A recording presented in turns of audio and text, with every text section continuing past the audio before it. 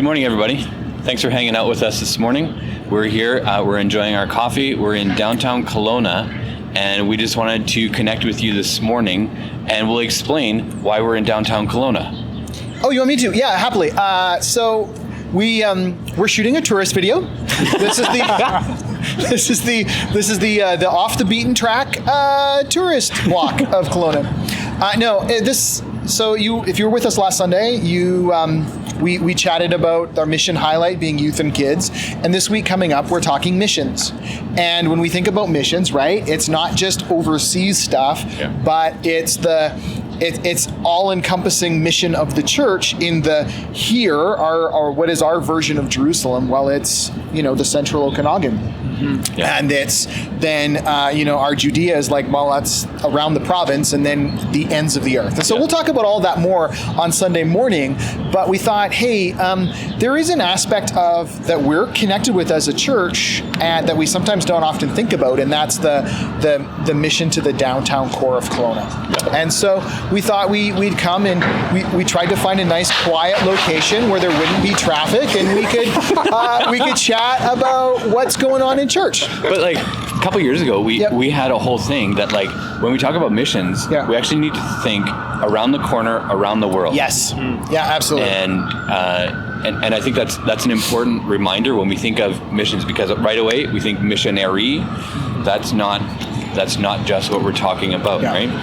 Except that, I would love to push it, we're all missionaries. Yes, and I think that's where you're going. But that's where I was going. Mm-hmm. But also, I think it's also good because we've been in a lot of mountains and water and beaches and trees, and now I think to not acknowledge that this is also where we live. Mm-hmm. This is where a lot of West Kelownites, Lakeview Heights, whatever you find yourself to be, this is also where we all live. So I can count 10 dumpsters just looking around right now, and that's part of life. Yeah. Hey, we make garbage. We all do it. That's the same as being in the woods. Squirrel. Yeah, totally. Yeah. Now, if a bear starts climbing in one over my shoulder, hey, that would be something.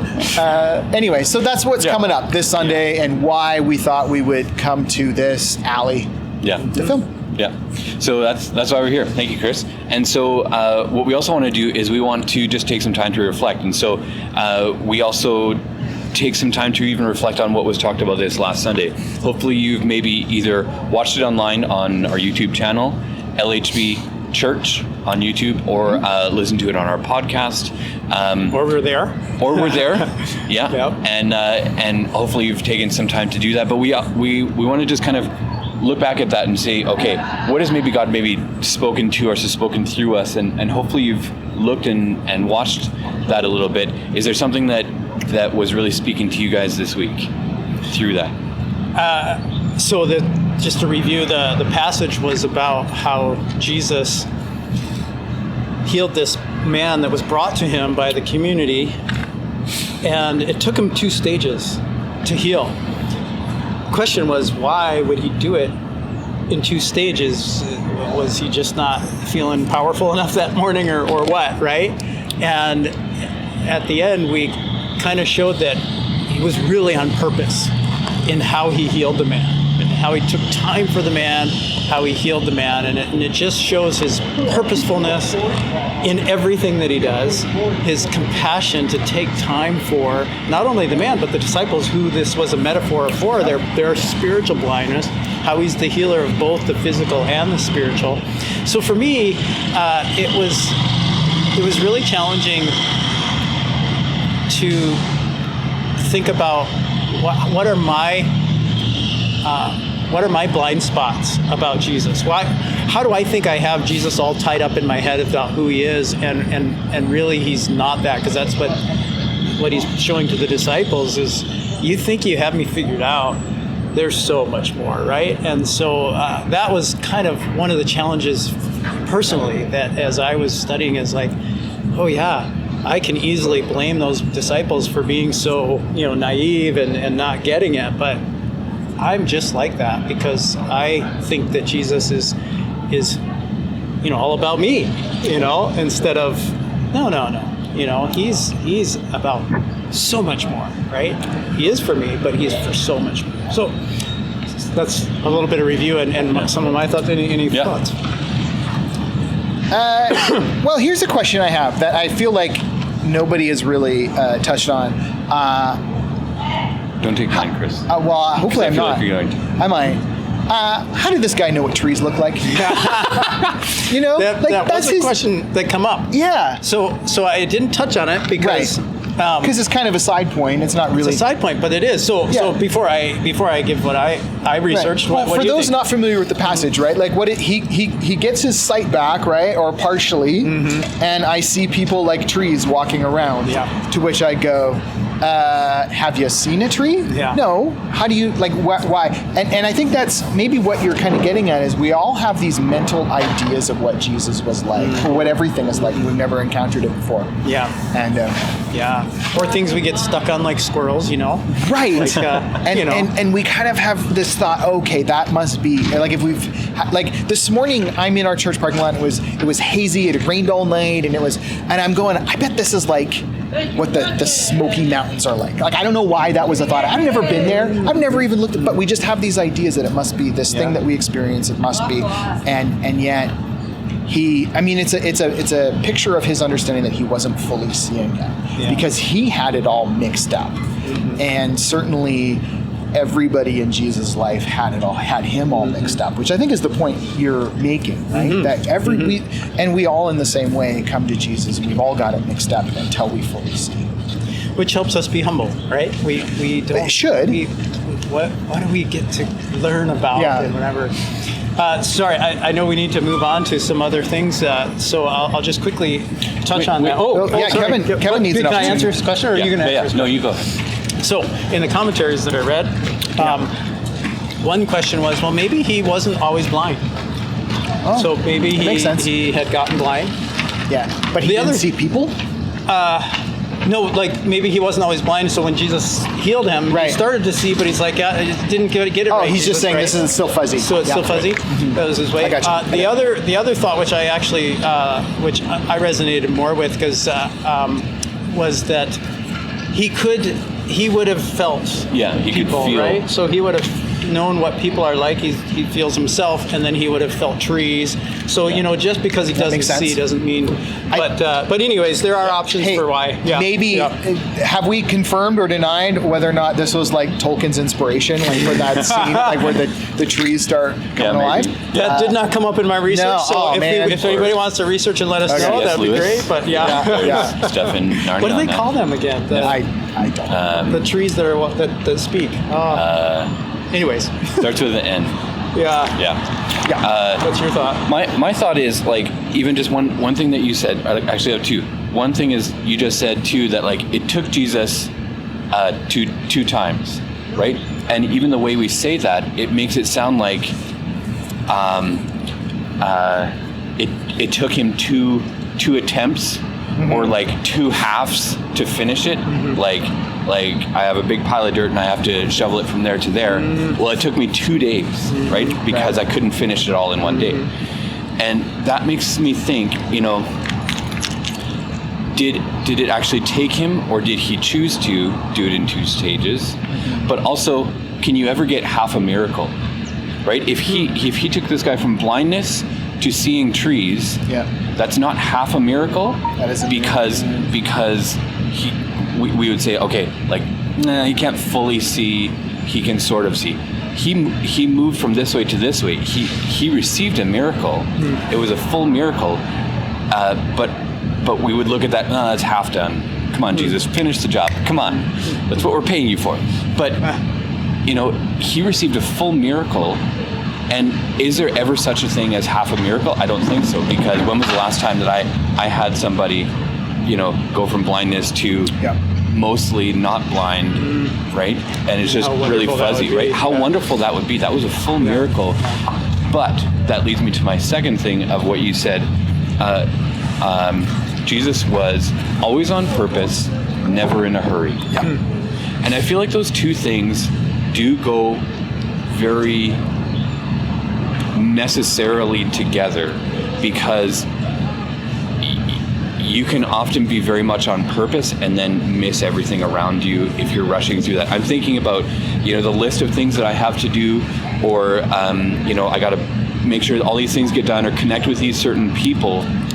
But the intentionality behind that is I can't rush through those. I need to purposefully get these things done, but I can't rush them, because I can, whip through that list if it meant nothing to me. But if I did it on purpose, there's a side to that needs to kind of make me up my game a little bit. And I think that's kind of what jumped out to me, even just in that phrase that you threw out there. And I think it's very much Jesus, but it's very much what we're called to be always on purpose, not in a hurry. And that's challenging to me, because I'm in a hurry a lot. Who among us? I would love to just say, just get it done. Just get it done. But and we don't we treat God all that way all the time in everything He does, right? Like, we want Him to operate on our time. Oh, yeah. I think I appreciate that you're bringing that up, Kevin. But even in the maybe lesser miracles or the ways that we see God working today, where God goes, I'm just going to take you to here. Yeah.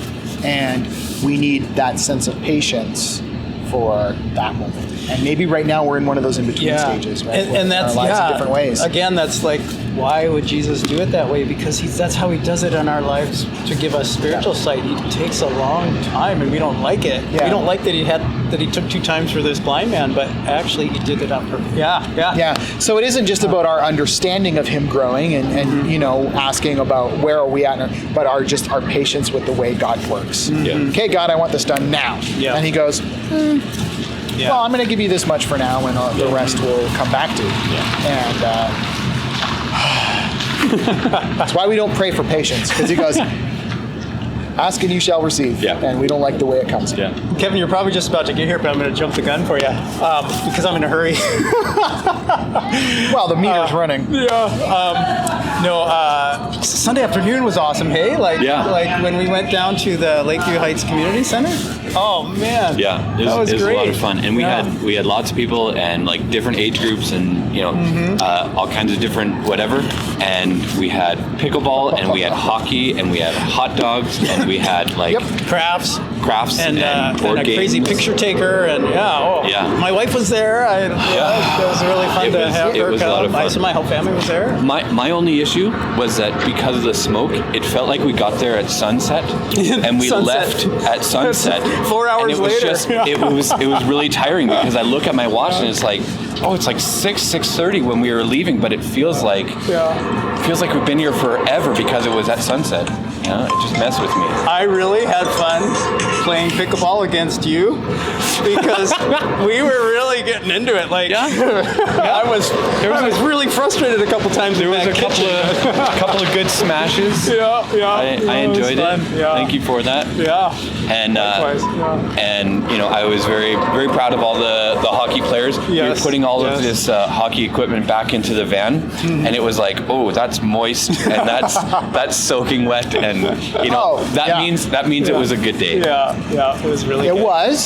Some of us might still be feeling that good day. I wish that wasn't the case, but actually we went and played pickleball last night. Did you? So that's great. I'm proud to say I'm not dying. That's excellent. I always thought that was the intention of pickleball, is not to die afterwards. That's true. But you can get pretty competitive. Like we were doing. I'm very proud of a couple of those people who even tried it for the first time, and now they're in the deep end. Gupfelbrecht. And I'm really excited for them. And so one of the other things we're also looking forward to. So we had this fun time last Sunday. We're looking forward to some other stuff as well too. One of the things that we really want you to sign up soon for is we are bringing in somebody who is going to do food safe, because we do a lot of stuff in our kitchen. There's a lot of events that we put on. There's Boys and Girls Club meals that we make as life groups, and it's really important that we have people who are food safe. It's not just one for the whole church. It's everybody does better when they're more aware of food safe practices. So we're bringing this guy in. It's a Saturday. It's November 5th. We want you to sign up really soon because we have to order books ahead of time, and especially for life groups as you prepare Boys and Girls Club meals.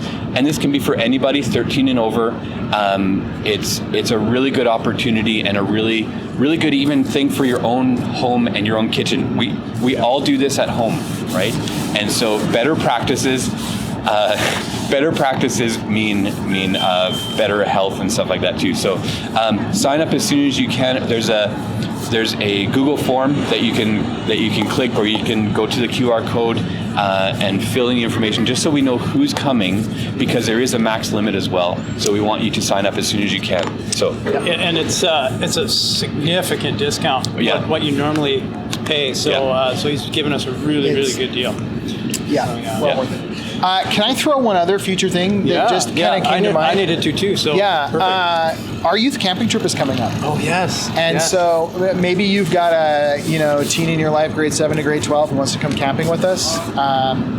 That'd be great. Fintry. Going to Fintry, September 23 to 25. Yeah. There's just a few days left to sign up, though. So if they want to come, that's great. Contact me. It's on all our youth socials. But anyways, best way is just to call me, and we'll. And those are some of the best memories. They're so fun. Yeah, it's so good. Yeah. A couple other things coming up. Women, there's an event coming up that is in the bulletin and everything, so make sure you take note of that. Tonight, those of you who live in Rose Valley or in Lakeview Heights, you know that boil water notice is very frustrating, and we get it a lot. The treatment plant is being built, and they're going to have an open house in our building to tell about what the timeline is, any questions. So that's happening tonight and next Wednesday in our building. So if you want to come and find out, so that's happening. The city of West Kelowna is there to answer all those questions, right? Yeah, they're coming in. So that's really just good. Providing space for them, but they're answering all the questions. So it's this week, so the 15th and the 21st from 4 to 8 p.m. At the church in the sanctuary. So it's not necessarily we're speaking everything at you. It's come and talk and ask some questions and figure out how this is going to affect you, and get informed. Be a good citizen. Yeah. Right. No, that's great. Yeah. And like we said at the beginning, we're highlighting missions on Sunday. We're going to highlight some other things in the following weeks. We have a soup and bun after the service event in a couple weeks. So lots of good stuff still coming, and we'll keep going. And Mark? Yeah. Thanks for hanging out with us today. I hope you have a wonderful week, and we'll talk to you soon. Squirrel!